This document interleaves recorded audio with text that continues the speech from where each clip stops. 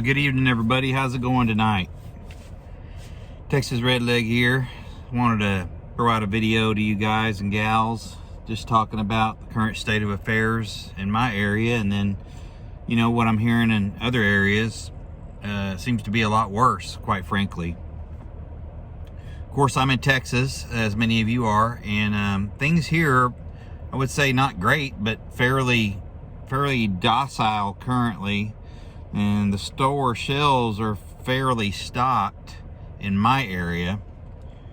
There was a little bit of I would call it a few holes on the meat at the local big box store today when I went through there.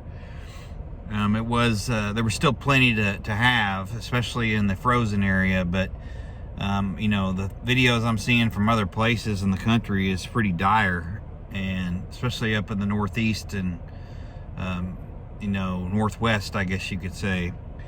But I think it's the real deal. You know, there is too much going on nowadays, politically, militarily, economically, medically, etc. And there is a lot of irons in the fire, I would say. A lot of shenanigans, a lot of bad faith. Of course, I don't have to tell most of you guys and gals that, but you know, the need for the vaccine and boosters and another vaccine down the road and what have you. This is all set up to be a real disaster, in my opinion. And with regards to the preps, and I'll just say this: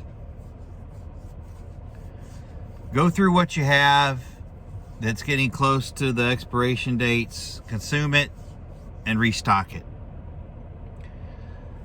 I think just because my area isn't dire at the present time, I think that it's eventually going to get that way. I think people around my area have it so good right now in the economy and otherwise that they just haven't fully bought in yet.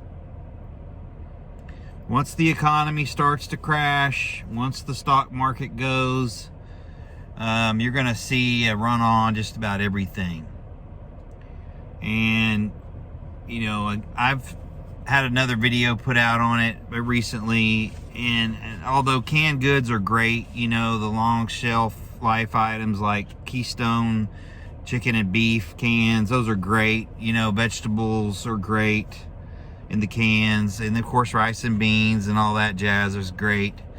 But I would still stockpile some powdered protein shake mix, you know, that you can just add water to. Things that you can just add water to, or in my opinion, they just make a lot of sense. If you have to, you know, bug out, you can throw a thing of protein powder in a backpack and go, you know, or in the bed of your truck, or, you know, in the trunk of your car. And that stuff will last you quite a while if you consume it properly. But, you know, to me, those are bulk items that you can store pretty easily and with a long shelf life. So I would encourage people to consider things like that. Of course, you got to be able to have water, and we know there could be a water crisis as well, but having the ability to store water and sanitize water are huge. So if you can't do that, then obviously the just add water items don't make a whole lot of sense for you, at least at your base of operations. But I would encourage you to be balanced, you know, have a little bit of everything. Go ahead and go through the things that are about to expire, use them up, and then replenish them while you still can. Don't forget, winter's coming up, and, you know, as with regards to the flu and colds and this and that, I would go ahead and restock all my pain reliever, cold and flu over-the-counter medicine, and, you know, throat lozenges, you know, Kleenex, etc. Have all that stuff available so you don't have to go fight the panic crowd for it. With the economy and the financial system that A lot of people have the opinion that it's going to break, and break hard. And not to mention this potential housing crisis that is soon to be upon us, most likely. Grab some cash. I'm not going to tell you how much to grab, but I'm of the opinion, I kind of look at it like this: minimum of $500 per person in your family, if you can do it. Small bills, if it comes down to cash only system, people aren't going to have change. So you want to be able to pay with small bills and go about your way. Fuel. Keep those gas cans full. Keep your gas tank full in your vehicle. When you get down to half a tank, go ahead and fill it up. Your gas is going up anyway on a daily basis. You might as well pay less for it by not having to fill up as much. So I would just get yourself in the habit of not letting your tank get below half a tank. When it gets to half a tank, fill it up. Again, fill your gas cans, fill your propane tanks, any type of propane camping fuel you might need, little bottles of propane that run your stoves, your lanterns. Maybe get some different lubricants like WD-40 and some oil for your generator should you need it. Everything like that. All the food groups need to be hit. We'd have to be ready to go, and for all basic scenarios, in my opinion. Get your stuff ready now. Don't wait till winter and say, oh, my generator won't run. Why not? Why didn't you look at it beforehand?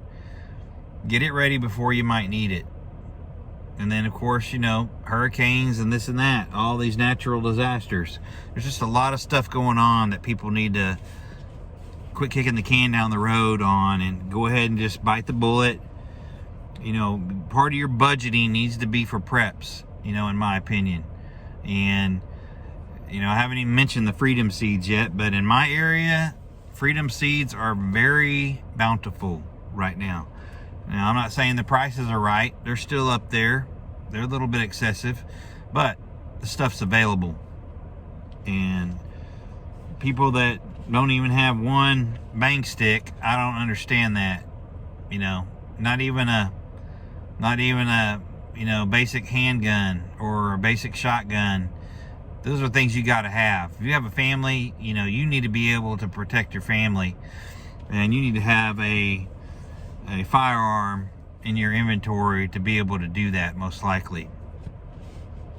But let's face it, the criminals, they're not giving up their firearms no matter what. So if the left has their way about it, they'll have all us disarmed, and the criminals will just be run amok, and they'll have all the power. And that's probably what they want. So you use your instincts, go with your gut. There's a lot of haters and naysayers out there that just refuse to get right, and they're never going to get right. And they're just going to have to be victims, and that's okay. It's sad, but it's okay. You can't, get bogged down with people that refuse to buy in or be part of the solution to protect their family. So anyway, with that, I appreciate everybody watching. Please like, share, and subscribe. I really appreciate the interaction. I still think there's some shenanigans being played with my channel, but I'm going to keep on doing this as long as I can. I don't think I put out anything that's too controversial, but anyway, with that, I appreciate it and hope everybody has a good finish to their week. So keep prepping, stack it deep. Long live the Republic.